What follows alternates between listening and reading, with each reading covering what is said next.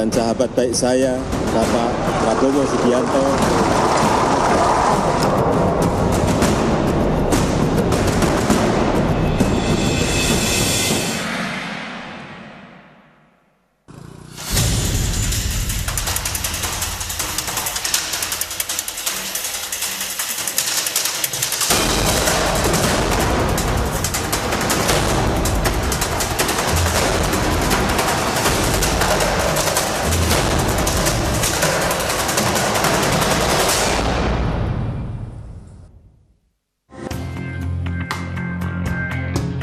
Senin 31 Oktober 2016, pertemuan khusus terjadi di kediaman Prabowo Subianto.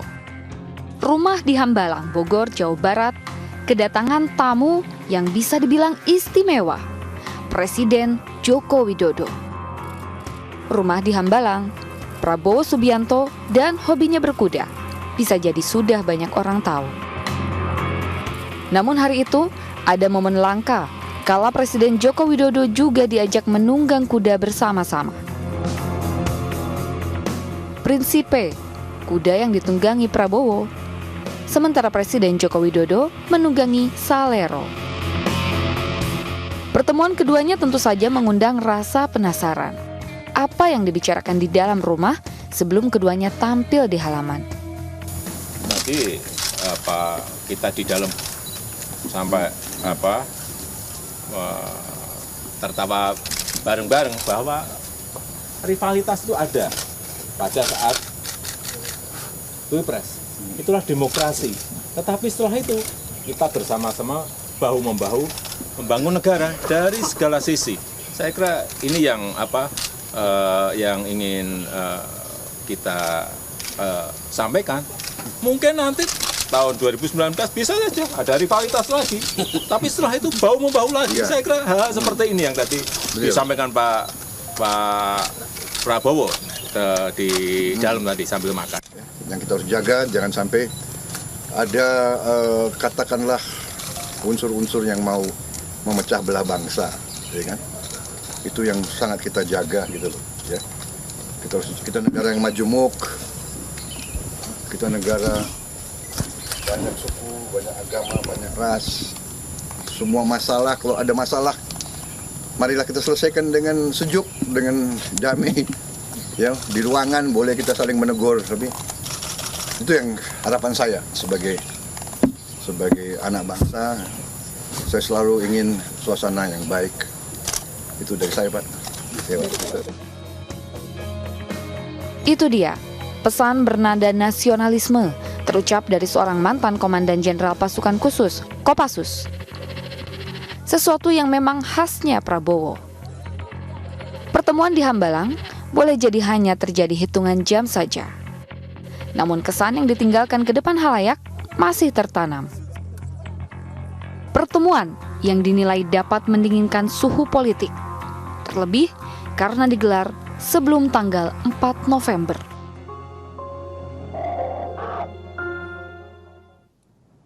Selamat malam saudara, dalam 3 pekan terakhir Presiden Jokowi banyak melakukan pertemuan dan konsolidasi politik dengan para tokoh nasional, diantaranya juga ketua umum partai politik.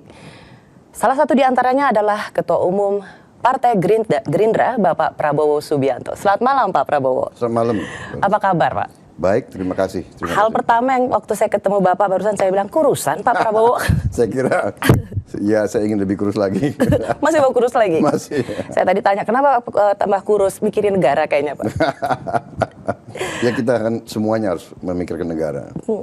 Pak, dalam tiga minggu terakhir, orang yang paling dalam sisi frekuensi ditemui Pak Presiden Jokowi itu adalah Pak Prabowo Subianto. Padahal saya kira Bapak, enggak juga lah. Iyalah Pak, Enggak. paling tidak yang diliput media. Jangan-jangan yang nggak diliput media lebih banyak lagi pertemuannya.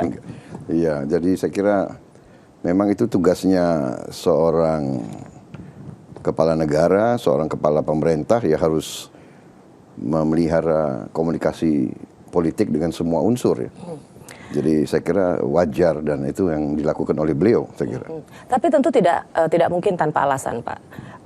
Karena sebelum 4 November ada pertemuan, lalu sebelum 25 November juga ada pertemuan. Sesungguhnya sepenting apa dan segenting apa suasana yang sedang dihadapi oleh bangsa ini? Sebetulnya ya kita semua mengetahui bahwa ada keadaan khusus di ibu kota, di mana gubernurnya saudara Basuki Cahayapurnama ya, yang lebih dikenal sebagai Ahok, telah melakukan sesuatu yang dirasakan oleh banyak kalangan, terutama umat Islam dan kalangan rakyat bawah, sebagai suatu penistaan agama. Jadi ini yang membuat tegang. Tapi kalau kita objektif, sebelumnya pun mungkin gaya beliau bicara, ya mungkin sikap-sikap beliau itu dianggap banyak menyakiti hati banyak kalangan. Jadi ini yang membuat suasana jadi Semakin panas.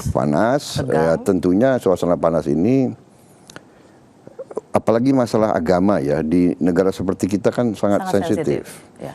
Dari dulu, dari sebelum merdeka pun kita tahu ya Mas, sampai dengan ada istilah apa itu, SARA, masalah suku, masalah agama, masalah ras, dan masalah golongan, antara golongan ini masalah rawan. Kalau bahasa Inggrisnya fault lines, garis-garis yang bisa menimbulkan perpecahan. Karena itu setiap pemimpin, setiap golongan elit, golongan terdidik dimanapun, selama saya menjadi siswa, selama saya jadi perwira muda, terus kita diajarkan oleh senior-senior kita. Indonesia banyak kelebihan, salah satu kerawanan masalah SARA. Jadi kalau kau jadi pemimpin, hati-hati. Ya, jangan menyakiti suku lain, jangan menyakiti ras lain, jangan menyakiti agama lain. Bahkan kita diajarkan oleh atasan kita, senior kita, pendahulu kita, selalu rukun.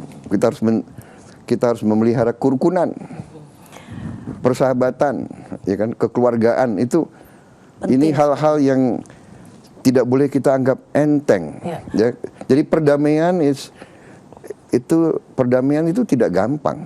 Perdamaian harus kita pelihara. Dari 2 kali pertemuan itu, Pak Prabowo, menurut Bapak, kontribusi konkret dan terbaik seperti apa untuk meredakan ketegangan suhu politik di tanah air?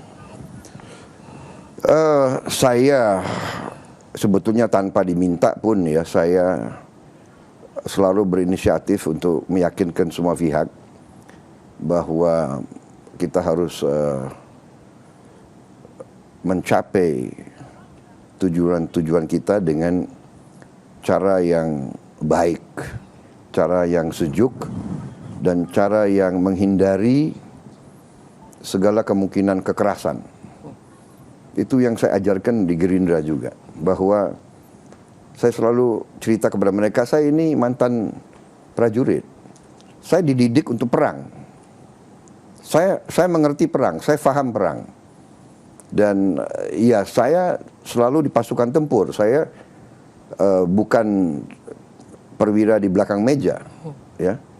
Jadi saya mengerti, saya paham, dan karena saya paham itu, saya sangat percaya bahwa perang dan segala bentuk kekerasan harus kita hindari. Karena kalau terjadi kekerasan, kita tidak tahu akhirnya bagaimana. Ya. Dan yang penting adalah setelah saya pelajari sejarah kita, sejarah Indonesia, dokumen-dokumen sekarang keluar, luar biasa. Kekuatan-kekuatan asing, negara-negara asing selalu ingin Indonesia rusuh. Selalu ingin Indonesia kacau. Jadi saya coba memberitahu ke teman-teman dari manapun, apakah dari kalangan para kiai, ustadz, para kelompok pemimpin, saya katakan hati-hati. Jangan kita kira kita punya agenda itu bisa tidak diintervensi oleh kekuatan lain. Ya ini yang jadi masalah. Indonesia itu diincar. Indonesia itu banyak yang iri sama kita. Jadi kita jangan ribut sendiri di dalam negeri. Itu. Nah, Pak, yang menarik juga waktu di istana Bapak mengatakan begini, bahwa seperti komitmen Bapak setelah pemilu presiden kemarin, Bapak mengatakan bahwa saya tidak akan pernah menjegal pemerintah dan itu adalah komitmen Bapak. Sesungguhnya pesan ini ditujukan pada siapa, Pak? Apakah ini sejalan dengan indikasi ketika Presiden Jokowi mengatakan ada tokoh-tokoh politik yang ikut menunggangi aksi demonstrasi yang malamnya berakhir rusuh itu? Saya ingin bicara lebih umum lagi ya, bahwa memang kita harus berani mawas diri bahwa sifat bangsa kita ini selalu suka menjegal kawan. Ini sifat. Saya ingat itu cerita dari Pak Mahathir Muhammad, mantan Perdana Menteri Malaysia. Dia pernah cerita di suatu saat. Dia mengatakan bahwa rumpun Melayu, ya kita kan termasuk Melayu juga nih, Nusantara ini ya. Tapi dia bicaranya kepada rakyat dia, rumpun Melayu ini sifatnya seperti kepiting. Kepiting itu dia katakan, kepiting kalau ada teman, kepiting itu bisa naik. Hampir 90 derajat dia bisa naik. Tapi kalau ada suatu kolam, temannya sudah mau lolos keluar, temannya sendiri yang turunin gitu. Ya, dia bilang ini sifat orang Melayu. Jadi kalau ada orang lain udah maju, pokoknya gimana caranya diturunin. Memang sifat kita itu suka menjegal teman sendiri, ya kan? Coba di sekolah atau di mana, ya kan? Jelekin teman di mana-mana. Jadi saya waktu beliau sudah dinyatakan oleh sistem kita sah sebagai presiden, ya saya waktu itu sudah harus menerima bahwa saya tidak lagi berurusan dengan saudara Joko Widodo. Saya sudah berurusan dengan Presiden Republik Indonesia. Jadi yang saya hormati adalah Presiden Republik Indonesia. Itu yang saya coba konsekuen kepada prinsip yang saya pegang. Ya, jadi saya harus hormati beliau, dan beliau waktu itu juga minta datang ke saya, datang ke rumah ini. Waktu itu belum saya perbaiki seperti ini. Jadi saya terima beliau dan langsung saya katakan waktu kita bicara berdua saja, saya mengatakan setelah semua masalah saya kok punya keyakinan bahwa di hati paling dalam beliau cinta Indonesia. Loh, kalau beliau cinta Indonesia, saya cinta Indonesia, berarti kan kita bukan musuh. Ya.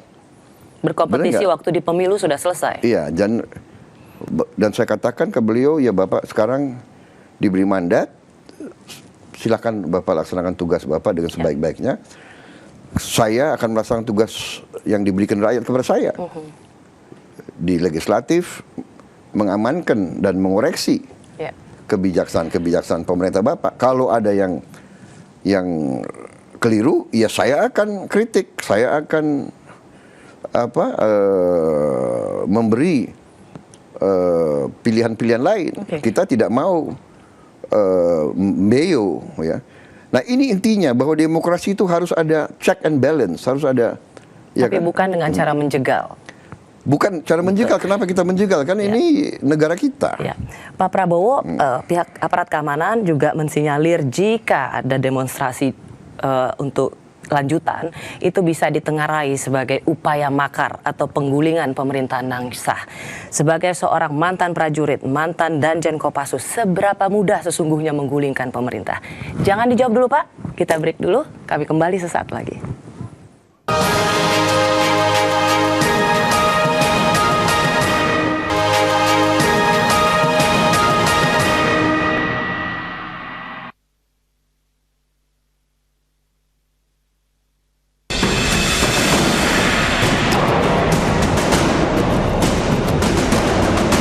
Dan sahabat baik saya, Bapak Prabowo Subianto,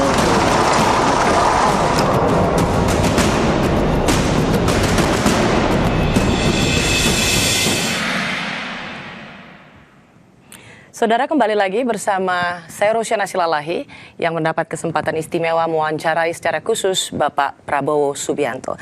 Tadi pertanyaan saya sebelum kita break Pak adalah soal indikasi makar atau menggulingkan pemerintahan yang sah. Sebagai seorang mantan Danjen Kopassus pasukan elit TNI, seberapa mudah atau seberapa sulit sesungguhnya upaya makar itu bisa terjadi di Indonesia? Jadi tentunya ya saya di luar pemerintah, jadi saya tidak punya kemampuan untuk katakanlah mendeteksi atau mendapat bukti-bukti. Kalau pihak yang berwajib mengatakan ada upaya ke arah situ, ya kita perlu waspada. Hanya saya kira bahwa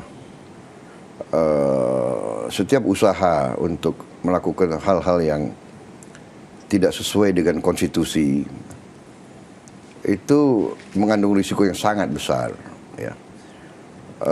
Merebut kekuasaan itu bisa-bisa saja, tapi sesudah itu bagaimana mau memimpin dan memerintah tanpa legitimasi?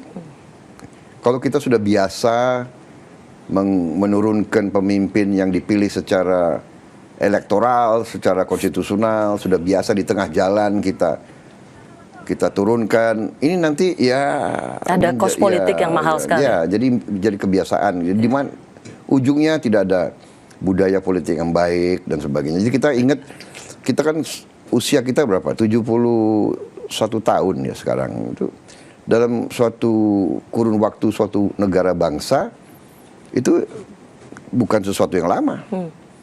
Ya kan? Itu ada peradaban-peradaban yang ribuan tahun, yang ratusan tahun. Kita ini baru 71 tahun. Jadi itu yang saya coba menjalankan peran saya sebagai pimpinan partai. Saya berusaha selalu menjalankan pertama yang tadi itu selalu dengan parameter konstitusi. Yeah. Dan selalu mengajak kita waspada, jangan egois, jangan hanya lihat kepentingan kita, tapi lihat kepentingan yang besar. Itu usaha-usaha saya, dan bagaimanapun kita selalu harus memandang semua pihak di politik ya sebagai keluarga, sahabat. Ini yang berat ini, karena di Indonesia ini persaingan itu sudah menjadi kadang-kadang apa ya, ke arah dendam. Ya. Bapak pernah bilang Indonesia ini suka bawa perasaan katanya. Iya, terlalu, ya kan. Jadi jangankan itu, bayangkan kadang-kadang main sepak bola itu bisa berkelainya, ya kan, sampai mendalam itu, ya kan. Ya. Antara supporter sama supporter, coba sepak bola saja. Emang Bapak pencinta sepak bola? Nah, sebetulnya saya juga ya punya apa ya, punya fans siapa? Cita-cita saya suatu saat ingin bikin klub sepak bola. Oh gitu. Suatu saat nanti. Saya kira Bapak kalau udah uangnya cukup. Pak, kalau kembali ke soal makar, di sosial media ini ramai sekali kan. Memang Bapak bilang kita patut mewaspadai. Tapi begini, apakah untuk satu upaya kudeta Pak, tidak mungkin tanpa keterlibatan tentara atau militer? Karena itu Presiden Jokowi melakukan banyak kunjungan ke pasukan-pasukan elit TNI dan mengatakan bahwa saya Panglima tertinggi TNI dan saya mampu menggerakkan pasukan. Sekali lagi sebagai seorang mantan Danjen Kopassus, Ketika seorang kepala negara mengatakan ini, apa maknanya? Iya, kita ya kalau lihat sejarah bangsa-bangsa ya, kudeta itu ada kudeta militer, ada kudeta keuangan, ada kudeta macam-macam, ada kudeta konstitusional, ya kan? Kudeta kan artinya pengambil alihan kekuasaan secara di luar Cara-cara yang demokratis. Dia di luar norma, di luar kebiasaan. Jadi kita lihat ada juga suatu keadaan di mana pemerintahnya yang membuat kesalahan-kesalahan, blunder-blunder sendiri, sehingga kadang-kadang ada pihak yang merasa bahwa kudeta bisa merupakan jalan penyelamatan. Tapi dalam sejarah juga mengajarkan bahwa kudeta sering menimbulkan kudeta lagi. Jadi kalau negara sudah punya budaya kudeta, risikonya besar. Dan khusus di Indonesia, hampir kudeta militer itu bisa dikatakan tidak pernah berhasil. Iya kan? Jadi di ujungnya kekuasaan itu harus ada legitimasi. Pemimpin di Indonesia harus ada legitimasi, harus diterima oleh rakyat. Jadi ujungnya menurut saya adalah itu, legitimasi. Yang jadi masalah adalah elit politik kadang-kadang terlalu seenaknya, ya, seenaknya. Jadi asik dengan intrik-intrik sendiri, ya kan?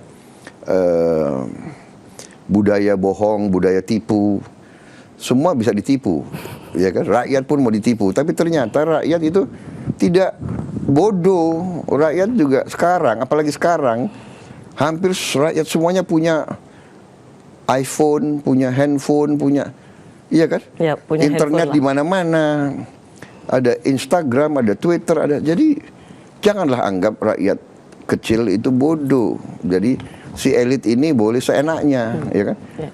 Udah dapat kekuasaan, korupsi, ya kan? Harta-harta kekayaan negara dikasih ke orang asing. Ini yang membuat rakyat ini dongkol, mangkel gitu. Jadi setiap ada upaya memanasi mudah, karena rakyat memang sudah dongkol, sudah tertekan begitu. Masukan seperti ini Bapak bilang nggak Pak ke Presiden Jokowi? Ya tentunya kan pembicaraan saya sama Presiden kan sesuatu yang apa ya, yang khas, yang konfidensial. Masa saya mau cerita sama Mbak Rosi? Ya kan? Yang kita tahu cuma makan nasi goreng sama ikan bakar aja. Tapi tentunya saya memberi masukan-masukan. Ya, saya memberi masukan-masukan karena saya lihat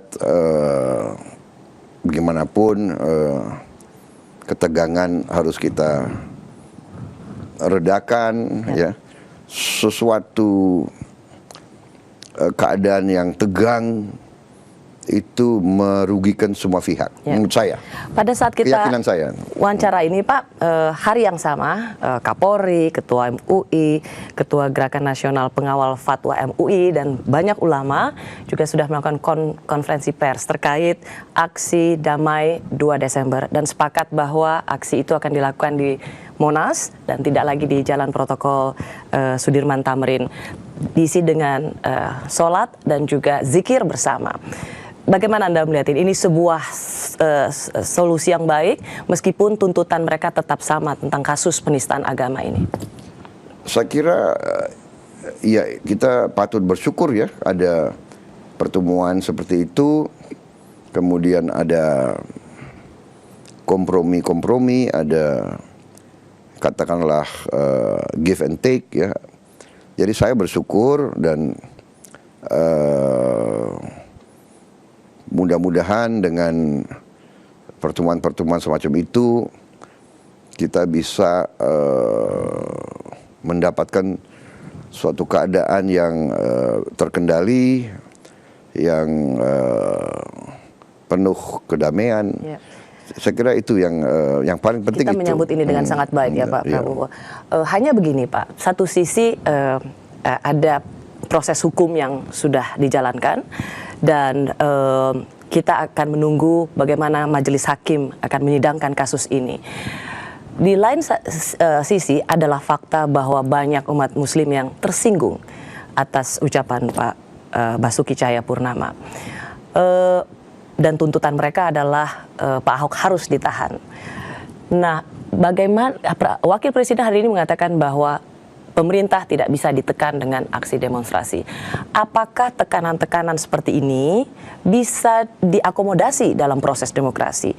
Atau sesungguhnya ini bisa jadi presiden atau potensi yang mengancam kebinekaan? Ini persis yang saya selalu wanti-wanti, ya. Jadi demokrasi itu harus kita jaga. Demokrasi harus murni. Demokrasi harus dijalankan dengan baik. Tidak boleh rekayasa, ya. Cilakanya elit Indonesia ini sudah biasa dengan budaya rekayasa. Jadi demokrasi kita menurut saya sedang dirusak, ya. Nyogok ini, nyogok itu, beli suara, ketua partai disogok. Masa ketua partai disogok? Ada yang berani nyogok Pak Prabowo gitu? Sudahlah, masa Anda tanya padahal Anda tahu lah, ya kan? Masa ada yang berani nyogok Pak Prabowo, Pak? Saya katakan bahwa Anda tahulah, Anda wartawati, ya kan? Jadi budaya merusak demokrasi ini membuat rakyat akhirnya turun ke jalan. Kalau rakyat percaya dengan DPR-nya, kalau dia percaya dengan fraksi-fraksinya, rakyat juga nggak mau capek-capek dipanas. Iya kan? Rakyat turun ke jalan karena merasa suaranya tidak didengar. Iya kan? Iya. Itu aja masalahnya itu. Jadi kalau kita bersama, makanya saya coba meyakinkan, marilah kita bangun demokrasi yang benar. Saya kalah, sedih, tapi saya hormat. Gak ada masalah. Ya, mau jadi presiden, mau jadi bupati, mau jadi gubernur, mau itu kan pengabdian. Kan pengabdian, mengabdi, iya kan? Kalau mau jadi bupati, gubernur, mau jadi presiden, mau jadi menteri untuk memperkaya diri, itu tanggung jawab masing-masing ya. Berhadapan dengan rakyat dan berhadapan dengan sejarah. Tetapi kalau benar-benar mau mengabdi, ya kenapa sih orang harus apa ya? Harus zero sum game, harus benci, harus dendam. Nah ini yang persis yang Mbak Rosi katakan. Kalau demokrasi kita jalan dengan baik, kalau semua saluran baik, rakyat tentunya tidak mau turun ke jalan, tidak perlu ada tekanan-tekanan. Nah, saya juga sependapat, kita tidak bisa, pemerintah tidak boleh selalu ditekan oleh massa. Itu juga tidak sehat. Nah, untuk itu, marilah kita laksanakan dialog. Nah, yang dilakukan Kapolri benar. Itu juga yang diminta oleh pemimpin-pemimpin masa Islam kemarin. Mereka juga minta dialog, mereka minta ketemu presiden. Kan begitu. Pada waktu demo waktu itu ya Pak? Ya, saya kira sekarang pun masih mereka minta. Ya, dan itu yang saya coba juga menyampaikan saran ke timnya presiden. Tidak ada salahnya kan. Ketemu 15-25 ulama, kiai kan bagus. Ketemu kan Pak, waktu itu setelah 4 November itu juga ada pertemuan dengan para ulama. Memang pilihan siapa yang diundang itu tergantung dari istana dan siapa yang mau ditemui presiden. Masih kurang Pak. Tentunya kalau yang diundang harus yang memimpin masa itu kan. Ini pendapat saya loh. Maksud saya yang Mbak Rosi mengatakan itu tepat. Jadi kalau ada ketegangan, ada ketidakpercayaan, ada katakanlah frustrasi, seluruh pemimpin seluruh elit harus buka dialog, ya harus buka dialog, dengarkan. Jadi dengan itu kita bisa selalu mencari jalan keluar yang baik. Menurut Pak Prabowo, apakah situasi ini memang semakin panas? Sekali lagi betul ada ketersinggungan umat Muslim, tapi apakah ini juga semakin panas karena adanya Pilkada DKI? Saya kok lihat ya bahwa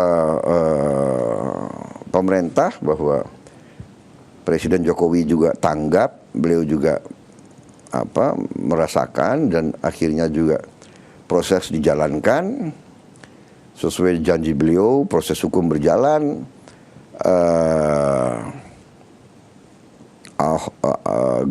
Ahok dinyatakan tersangka, proses sedang berjalan. Ya, saya selalu mengatakan marilah kita kasih kesempatan proses hukum ini berjalan dengan baik ya.